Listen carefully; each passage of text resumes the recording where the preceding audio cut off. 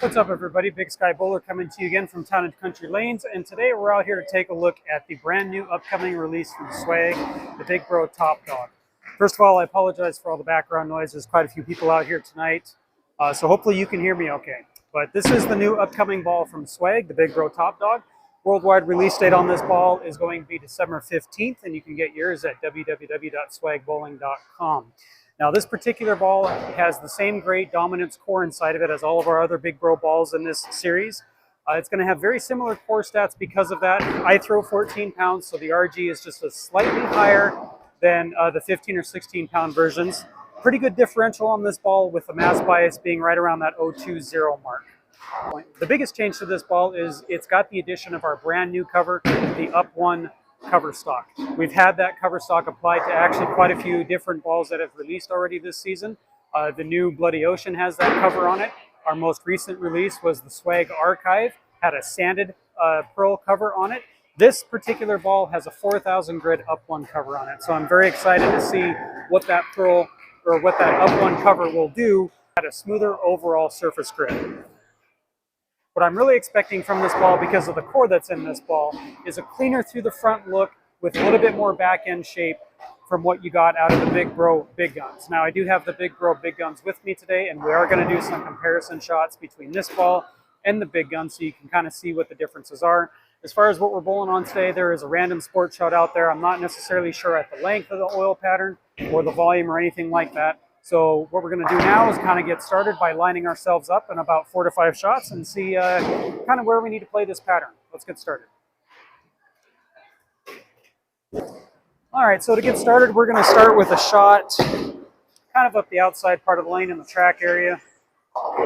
Stay more up the back of the ball and see what kind of emotion we get here.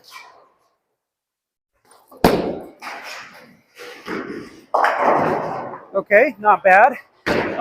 There's a bit of friction to the outside part of the lane, so I'm going to move a little bit off of that. Probably going to move about 5 boards left with my feet and try and get the ball to the same area down lane and see how well it shapes.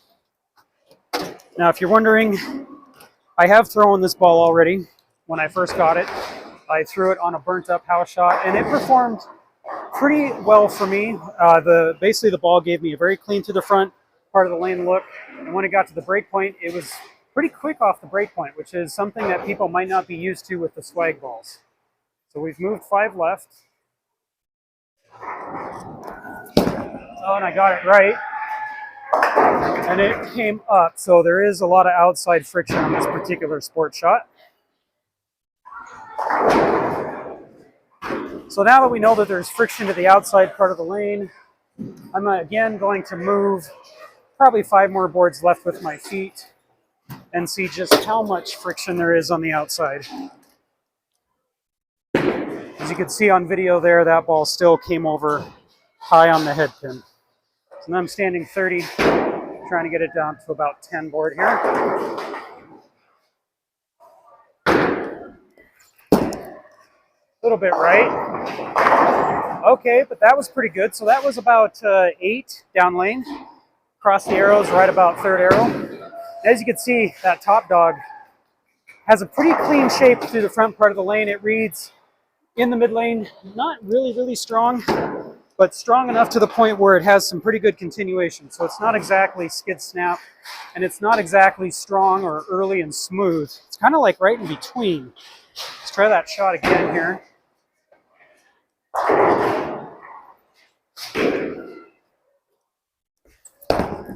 Got around that one. Okay, so that was left of target down lane, and it jumped high. So we haven't quite figured out exactly the right area to throw in. I'm going to move 5 more boards left with my feet. It's going to put me right about 35. Get a shot out to that 10 board zone and see what this ball will do here. So again, now at 35. Probably looking about 17, 18 at the arrows, somewhere around that area. Decent shot. Okay, so I think I found the area where I'm going to play. Probably going to come back to my right a little bit, start in that 30 area with my feet, right around third arrow and just make sure I'm a bit more accurate.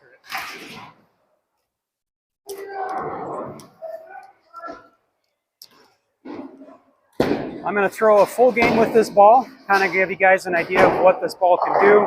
Because I'm sure in a game I'm going to miss a little right, miss a little left. And then we'll go on to compare it to the top dog.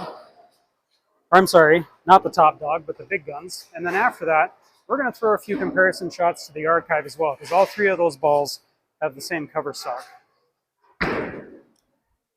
A little bit right. Ooh, that was pretty good. If I can throw a messenger, it's always an exciting time because my messengers are very few and far between each other. That was a pretty good shot though. I mean, I was a couple boards right at my break point, but the ball came off the spot. Not exactly, you know, not exactly uncontrollably snappy, but it was definitely more definition at the break point than what I'm used to seeing out of swag balls.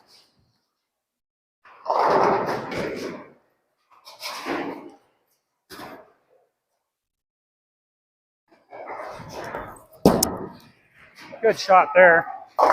Okay, so yeah, if you get it to 10, it wants to come high.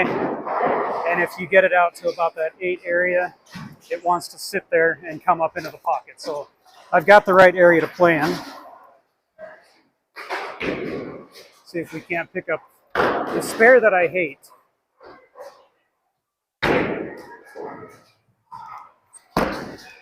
Pretty good. Oh, it's always that 9 pin. That's why I hate that spare. I usually do throw straight at that spare because I actually have better capability of picking it up, throwing straight at it, than I do hooking at it. Okay, so we've started off pretty strong. Got a double. Then, of course, a 3, 6, 9, 10, left an open frame. Let's keep rolling here. Just make sure we don't get left of target, that we stay right of target. Or how about directly at my target?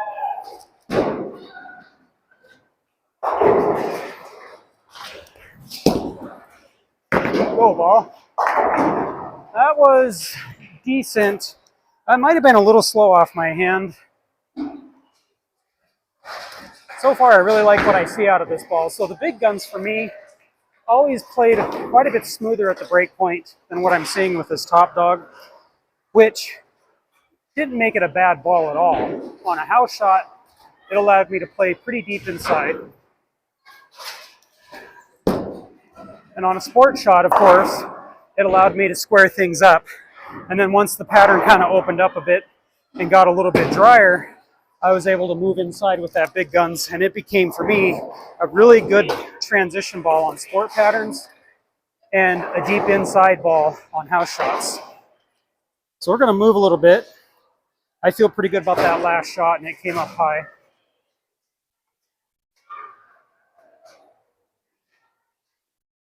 A little bit of loft, unintentional. A little bit slow because of that.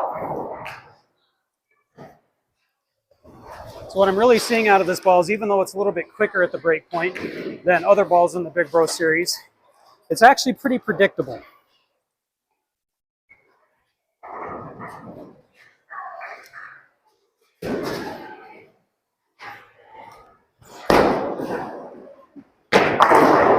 Which you'll know from swag balls, most of our equipment is very predictable.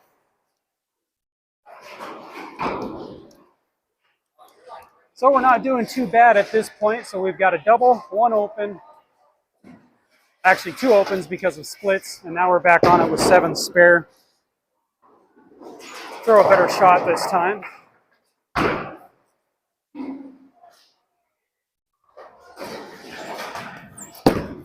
That's pretty good. Now the pattern seems to be transitioning, I think. I felt really good about that shot, and it came up high again. So I'm going to want to move further inside.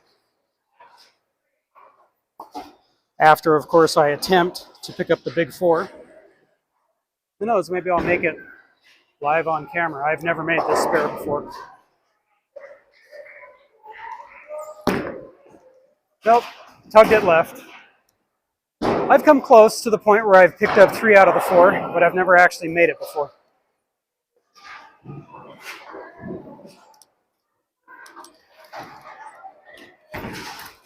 Okay, so we're going to move again. Now we're closer to that 35 board area. A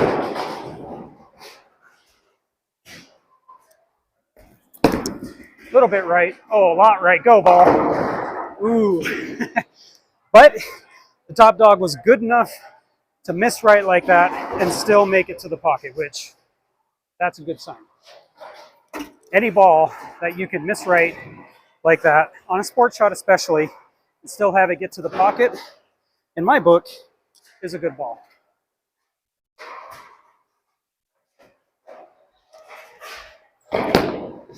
Oh no! Boy, I'm not doing too hot on my spares.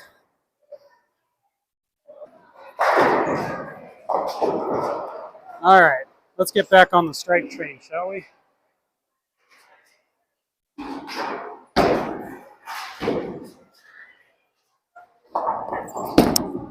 That's a good shot. There we go. Just got to throw it better.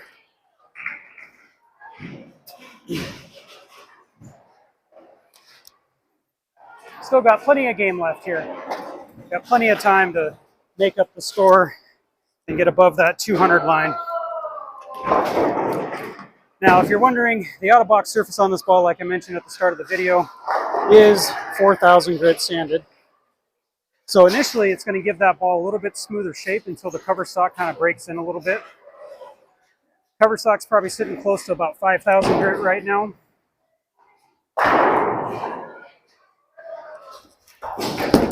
Oh, there's another good one. Just a little left and slow. It was good out of my hand, or at least it felt good.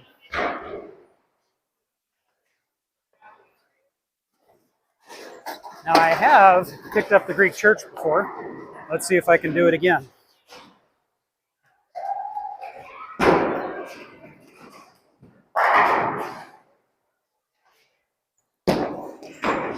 Oh, I missed the 6-pin.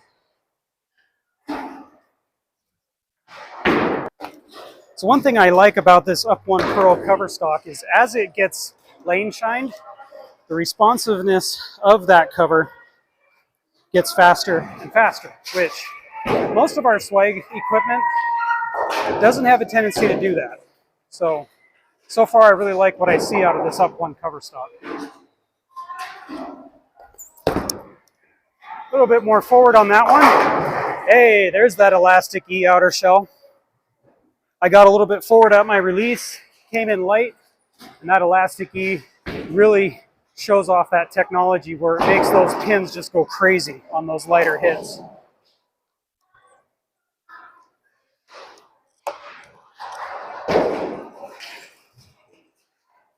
I'm gonna move one more board here. So now we are standing 35.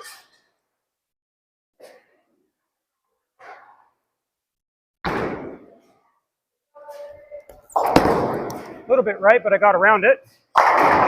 Roll it. Oh, it missed. Made it back to the pocket though. So that was, about 6.5, 7 down lane. But it had enough to get back to the pocket at that angle. Unfortunately, the messenger missed. Pick up this 10 pin here.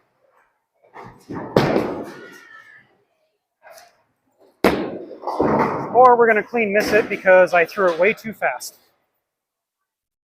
Obviously, I need to practice my spares.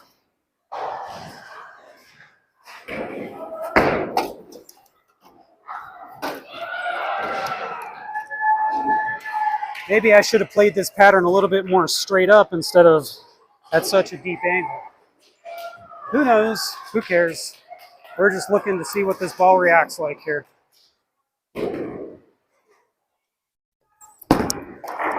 There's a good shot. Oh yeah, look at that ball go. So even though it's sharper off the spot than most of our stuff, it still has some pretty decent continuation. I haven't really seen it deflect from the pocket yet.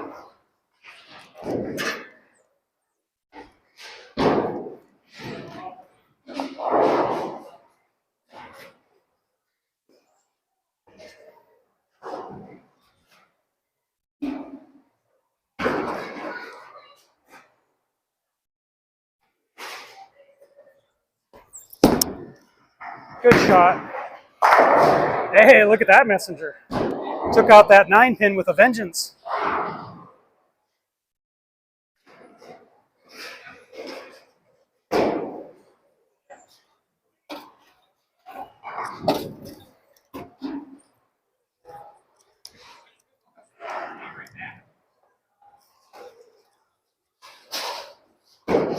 See if we can't finish it up with striking out in the 10th frame here. I already got the first one.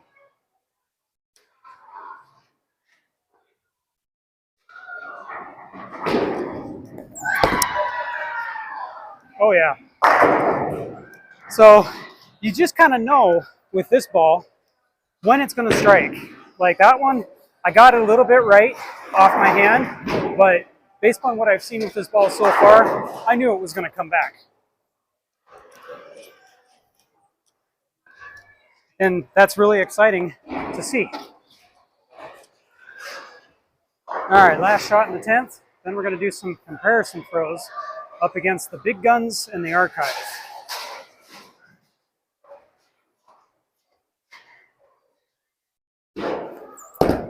Oh, laid it down a little early, but it's going to go. Oh, the messenger went in front of the 10-pin that time. Okay, so there's one game with the Big Bro Top Dog. Overall, I really like what I see.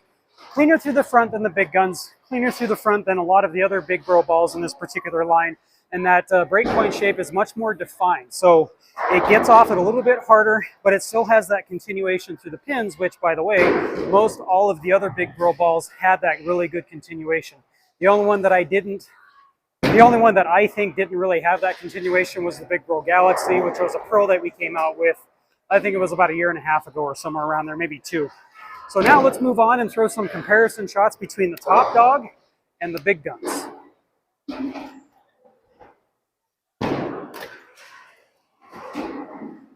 All right, so I'm going to throw on the same exact line I was just throwing. So 35, crossing 18-19 out to about 8-9 area. And first shot here is with the Top Dog.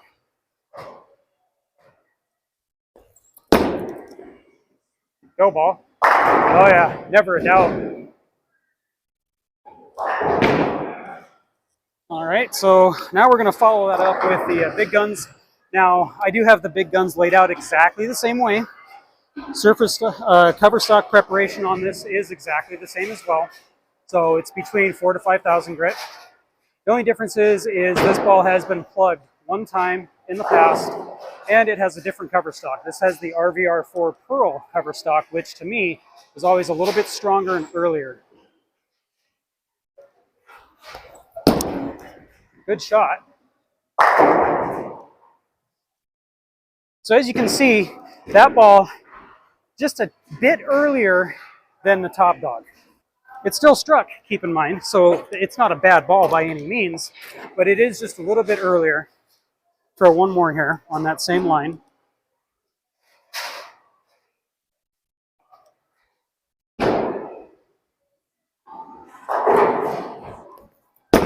Got around that one.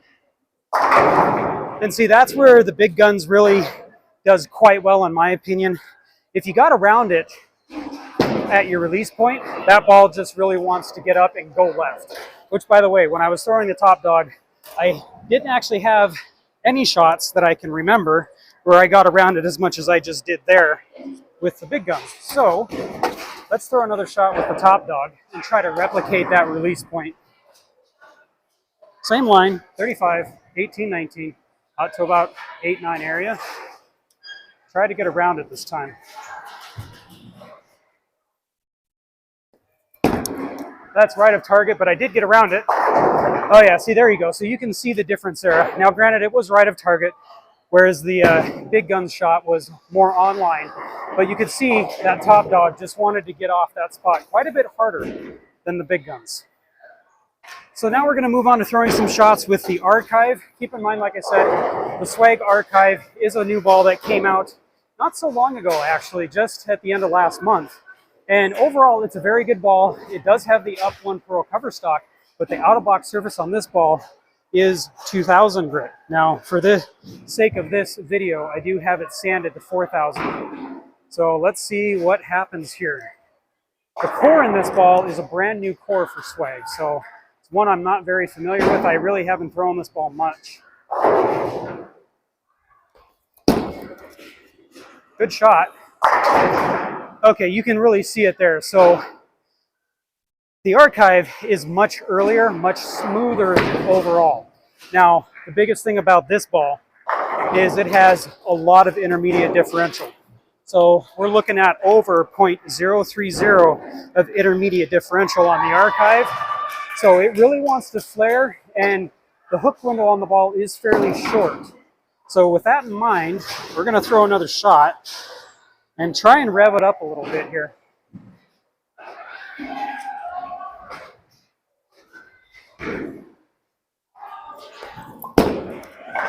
That's a little bit more than my usual.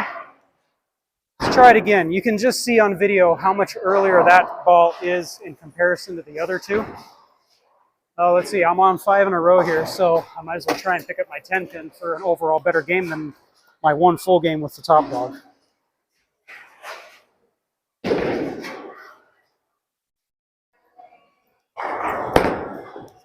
There it is.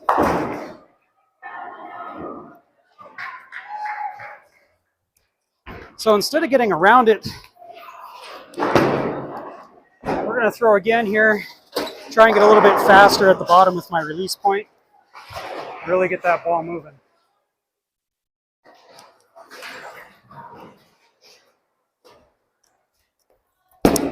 Oh, that's way right at target. And you can actually, okay, that was a good example. So previously the top dog and the big guns, if you were to miss right, it would definitely get back to the pocket. Whereas that archive, I missed way right, and it never got to the pocket to carry the strike.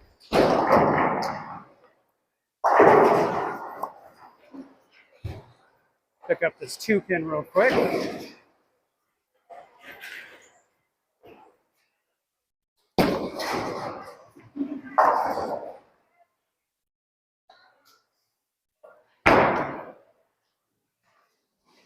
So because the archive is a much stronger overall shape, I'm going to obviously move everything to the right. So we're going to move 5 boards to the right with my feet. Keep the same break point down lane. Looking now at the arrows about 15, 16 here. That's a good shot. Oh yeah, there it goes. And see, there you go. So the archive just requires you to be a little bit more square with your angles when you compare it to the top dog and the big guns. Doesn't make it a bad ball by any means. If anything, it makes it an excellent ball for a more of an oily condition or a fresh oil condition.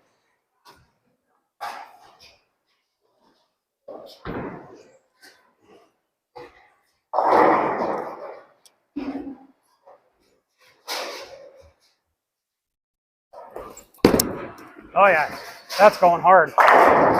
Oh, we stoned a 7 pin on that. I mean, what can you do about that? That was a pure shot off my hand. I hit the line I was intending to hit. Good reaction. But one thing, if you ever come out here in Bullet Town Country Lanes, instead of stoning 10 pins, usually you stone 7 pins, especially on high flush shots like that.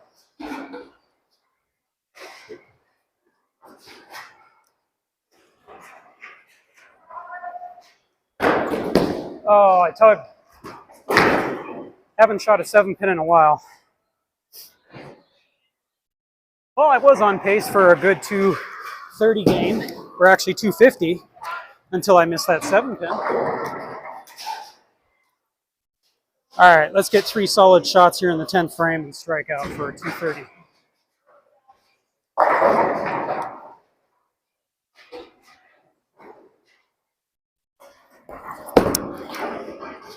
Oh yeah, there it goes. Now, if you remember when I did my ball review video for the archive, which was a couple weeks back, I did throw the archive at a shinier surface, and that really kind of brought this ball to life on a lower oil environment, which I do believe that's what we're bowling on right now, is kind of a medium volume sport shot, pretty comparable to a transition house shot. So if I was to throw this ball on this shot, I would either square my angles like I'm doing right now, or probably have this ball at a shinier grit. Maybe even polished. Oh, got around it. Oh, yeah, I saw that coming. I dropped it into the lane a little hard, so it hooked early, and it just got going left.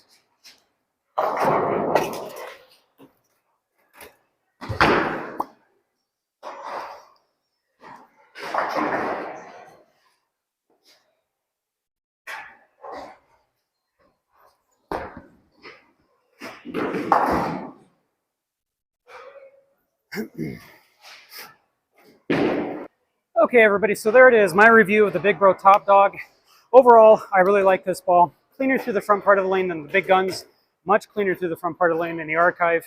That up one cover stock really shines at 4,000 grit. No pun intended, because 4,000 is a little bit shinier than obviously 2,000. But overall, a great piece here. Still gets that continuation through the pins like most of the other Big Bro balls do. So that's an excellent thing that this ball still has. This ball, worldwide release date is December 15th, and you can get yours at www.swagbowling.com. Thanks for watching the video today. Please like, comment, and subscribe to the channel, and I'll see you guys next time.